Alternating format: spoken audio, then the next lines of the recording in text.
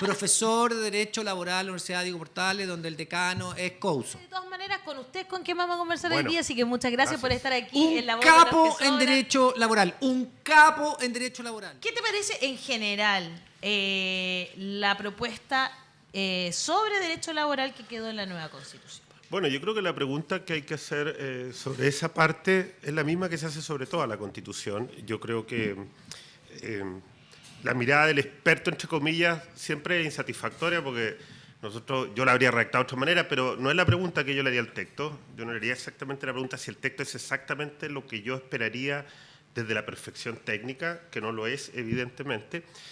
La pregunta clave es si va a permitir transformaciones relevantes para nuestra sociedad, y ahí esa es la pregunta del texto. Y en mi opinión, la respuesta es sí, digamos. Este es un texto que va a permitir, es una nueva normativa que va a permitir hacer transformaciones relevantes en todas las dimensiones de nuestra sociedad y en trabajo en particular, digamos, un ámbito que ha sido muy difícil de hacer transformaciones. Desde que retornamos a la democracia prácticamente no ha habido opciones de cambio relevantes. Cada vez que se ha intentado ha habido una tensión mayor, ha operado el Tribunal Constitucional con sus vetos, etcétera. Entonces, desde la perspectiva de la pregunta que se tienen que hacer los chilenos en general y los trabajadores en particular es, ¿este proyecto va a permitir hacer cambios de los que siempre hemos hablado? Sí, esa es la respuesta, y en mi opinión respondí de esa manera. Entonces, la pregunta sobre el texto en general cobra todo ese sentido.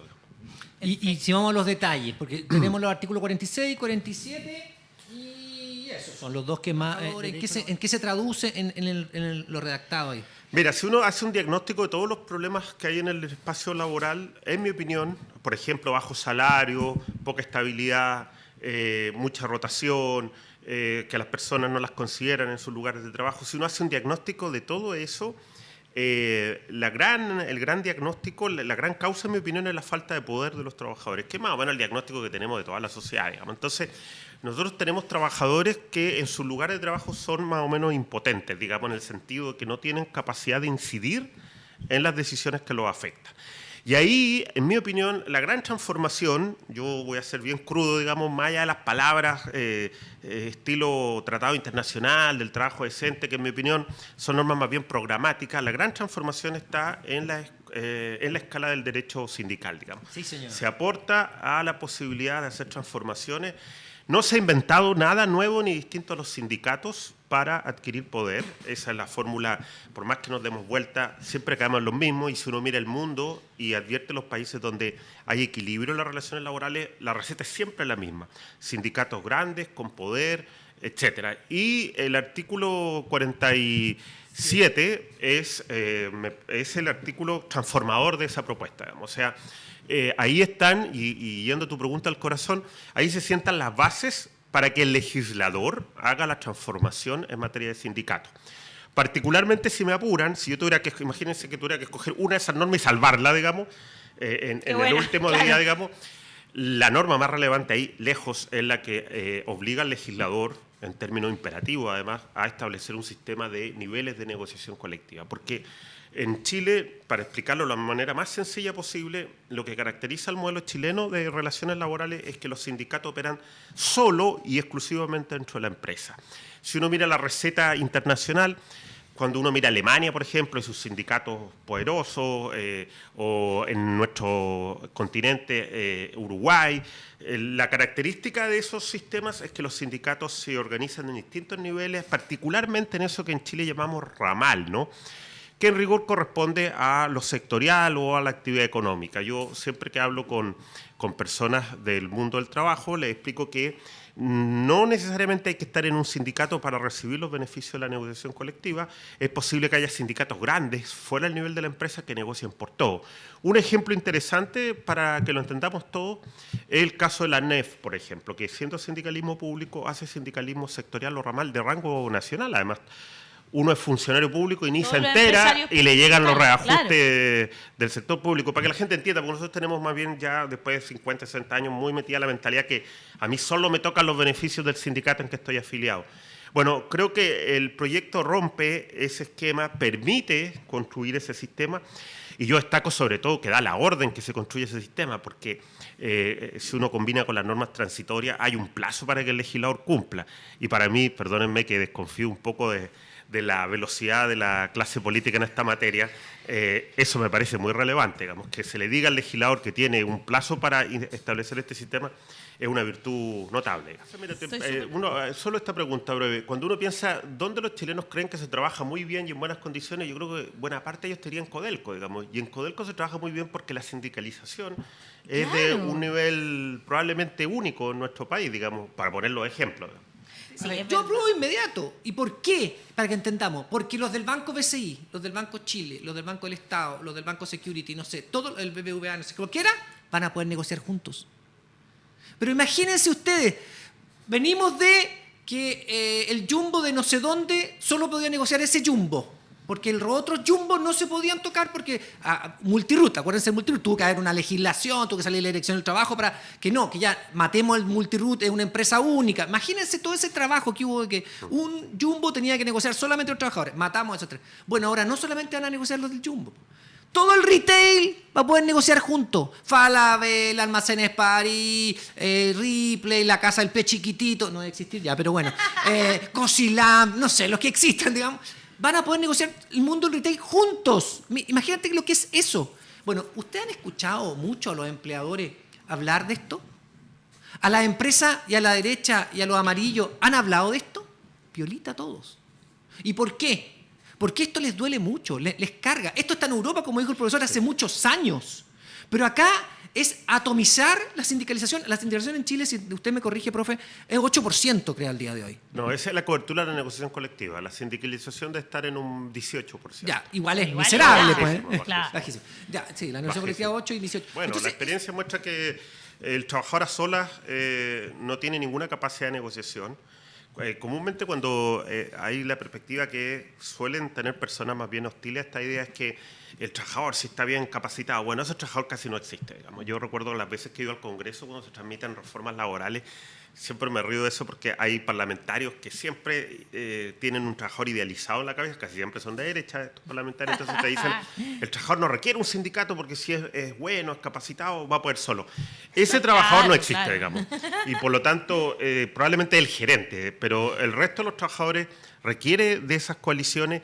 Lo más relevante de un sistema de negociación por rama es que incluso va a poder llegar a aquellos trabajadores que no estén afiliados a un sindicato. Porque como van a ser negociaciones de condiciones básicas salariales y de condiciones de trabajo mínimas para todo un sector, yo me puedo ver beneficiado incluso cuando el sindicato está fuera de mi espacio. Eso es lo que ocurre en los países que cuando uno revisa las cifras tienen negociación del 80, 90%. Está ahí. Ahora tú apuntas a una cuestión que yo quiero destacar.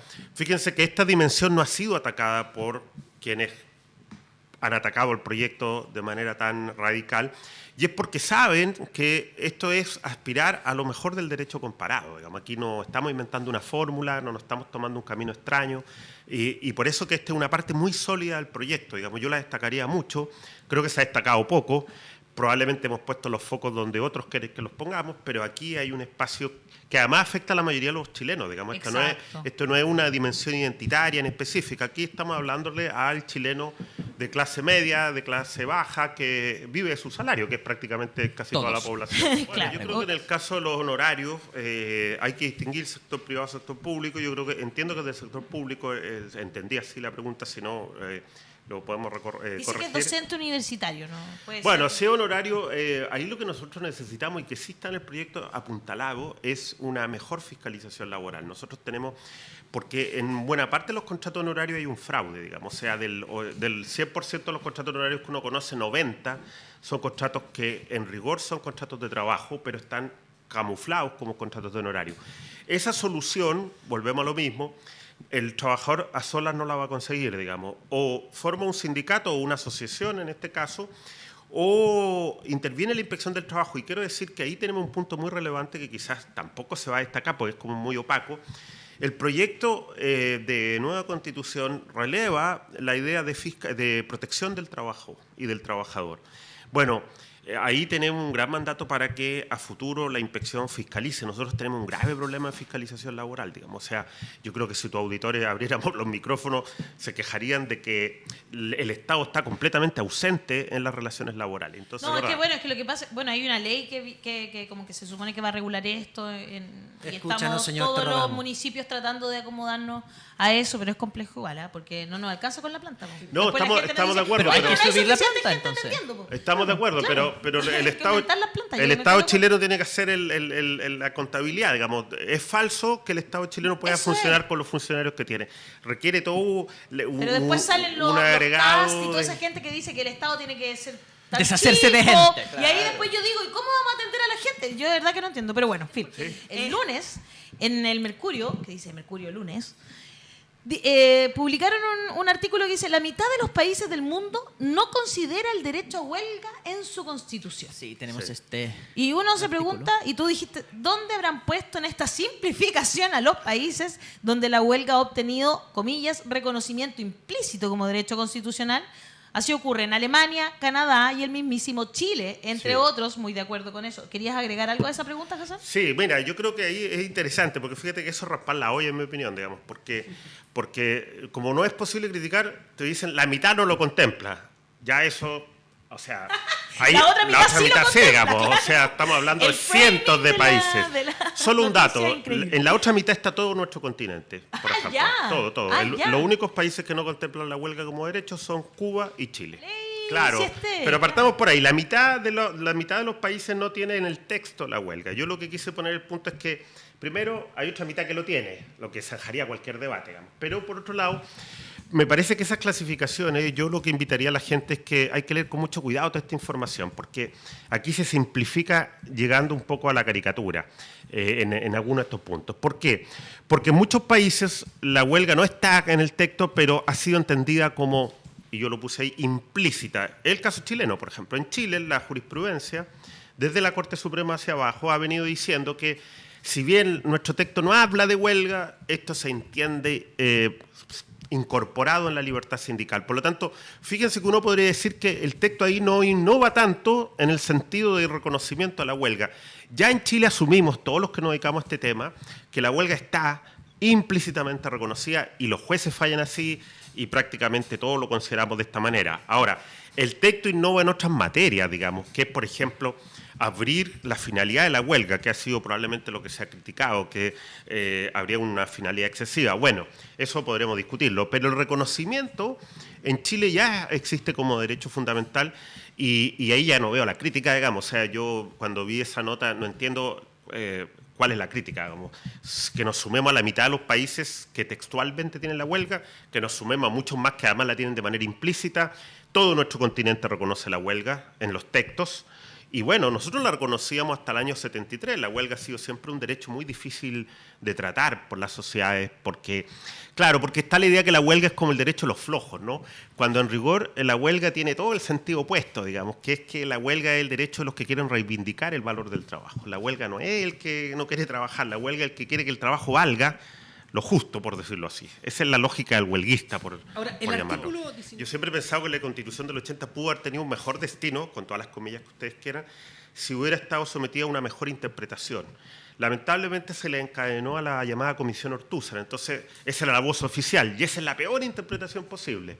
Entonces, a diferencia de otros textos que también surgieron en condiciones bien cuestionables, este texto nunca pudo legitimarse porque su interpretación siempre fue muy radical, digamos, en la peor versión. Sí. Y el caso de la huelga es una excepción muy, muy extraña, digamos. Pero bueno, ahí está, y yo creo que el texto avanza bien la propuesta en reconocer y que el legislador no pueda limitar las finalidades, porque si tú lo ves bien, el legislador latinoamericano se caracteriza por eso. Si uno mira los países latinoamericanos, la tentación por limitar la huelga es un dulce. Siempre hablamos de las prohibiciones de huelga, muy pocas veces de derecho a huelga. Y bueno, y el texto está en la línea correcta. Esto lo negociamos. Sí. Excepción, que es, solo podrá limitarla excepcionalmente, primero se dice. Claro. Solo se podrá limitar excepcionalmente, excepción de excepción, con el fin de atender servicios esenciales cuya paralización puedan afectar la vida, salud o seguridad de la población. Solo eso. No, mira, ni las bombas de servicio, nada. O sea, estamos hablando de salud, vida y seguridad de la población. Solo en O sea, ese caso se ¿serían puede. los funcionarios y funcionarias de la salud? En algunos casos incluso. Claro. Claro. Ese es el único Eso caso. está en la mejor línea del derecho comparado. ¿No? Ahí nadie te puede decir, oye, inventaron un camino propio. Eso está en los mejores estándares de derecho comparado. ¿No? Ahí se puede defender perfectamente. Perfectamente. Hassan. Ya, un comentario y una pregunta, como suelo hacer en este espacio. El comentario es una felicitación. Yo creo que hay algunos elementos positivos de esta Constitución, algunos elementos no tan positivos. El argumento para aprobar es que, de todas formas, es 1000 veces mejor que la Constitución actual, la de 1980. La pregunta que se hace para el plebiscito no es si te gusta o no te gusta la Constitución, sino ¿es mejor que la Constitución de Pinochet o no? Esa es la pregunta concreta. Pero, de todas formas, y eso es la felicitación, yo creo que el artículo 47, y sobre todo yo estoy súper de acuerdo con José Luis sobre el inciso 5, es la mejor cosa que tiene esta Constitución. Lo voy a leer porque vale la pena volver al texto específico. Se asegura el derecho a la negociación colectiva. Corresponde a las trabajadoras y los trabajadores elegir el nivel en que se desarrollará dicha negociación, incluyendo la negociación ramal, sectorial y territorial. ¿Ya? Esa parte es fundamental. Y una vez más, haciéndome parte de lo que dijo José Luis, pero enfatizándolo. Esto es lo más importante de la nueva Constitución. Porque estamos hablando de la inmensa mayoría de las familias chilenas que dependen de los salarios. ¿Ya? En realidad son dos cosas que determinan la calidad de vida de las personas, en gran parte. Son los salarios y las pensiones. Y en los dos casos van a subir con la nueva Constitución. Me da un minuto para explicar eso en términos económicos.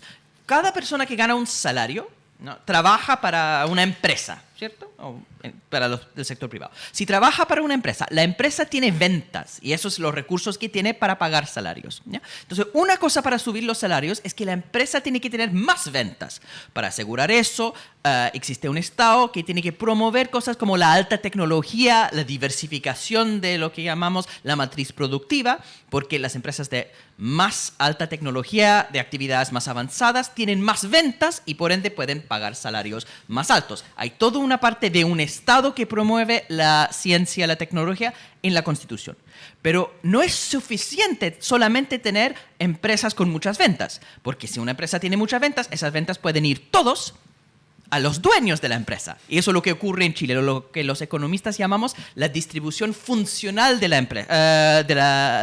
de los ingresos. La distribución funcional de los ingresos es cuánto va a los dueños de las empresas y cuánto van a los trabajadores. Y Chile es uno de los países más desiguales donde la parte de las ventas de la empresa que va a los trabajadores está en sus expresiones mínimas.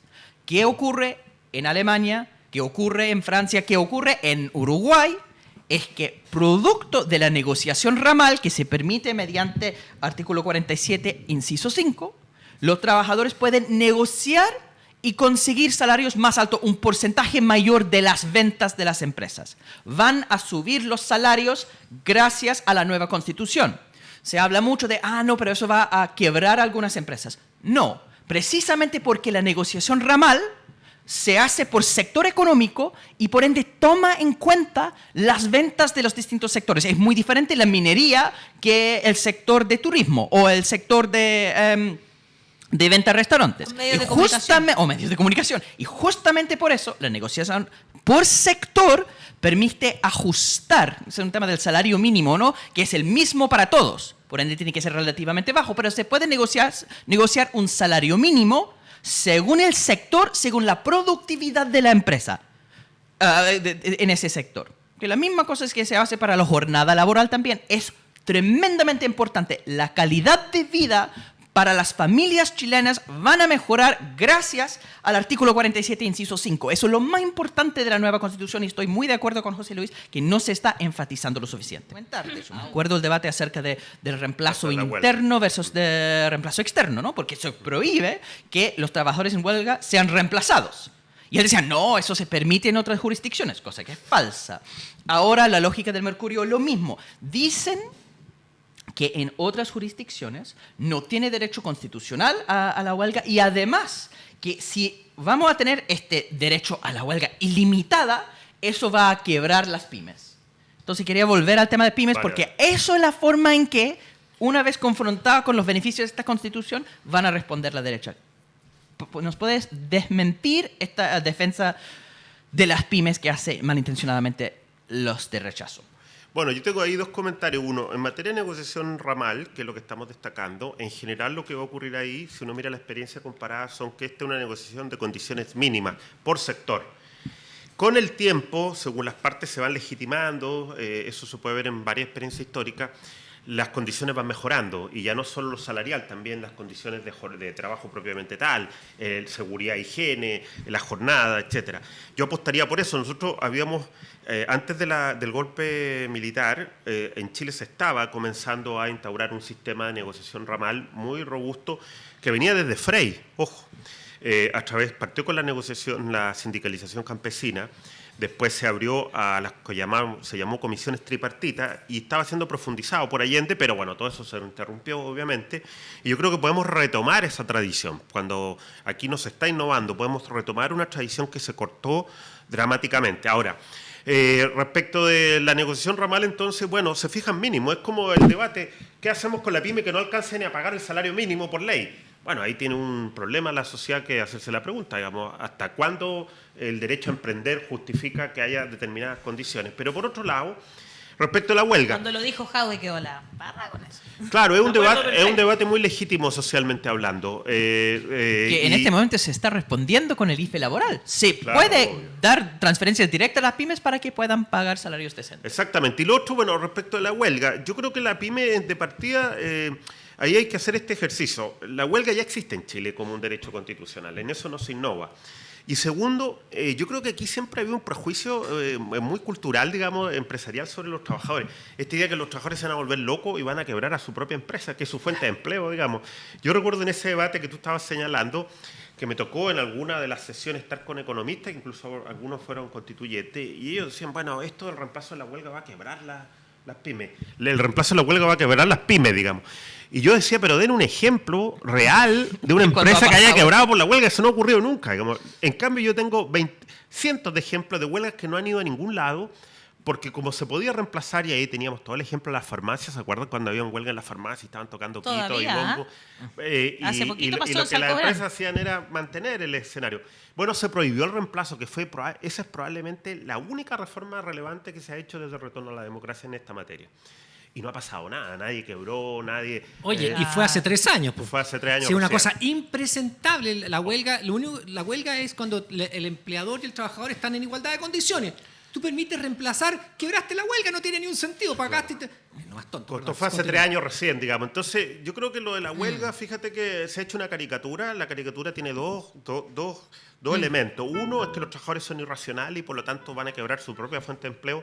La experiencia muestra todo lo contrario. Los sindicatos suelen ser excelentes racionalizadores de la demanda de los trabajadores.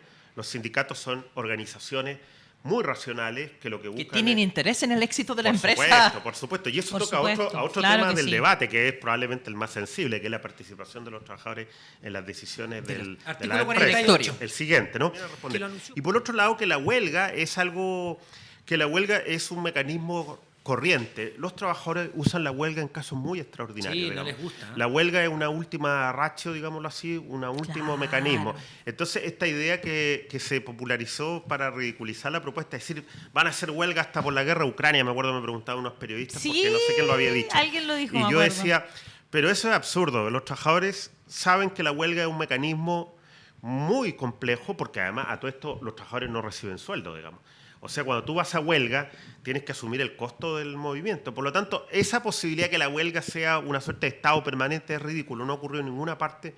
La huelga es utilizada como un mecanismo muy valioso, pero siempre de última instancia. Claro. Oye, ya como país cerrando, hace varios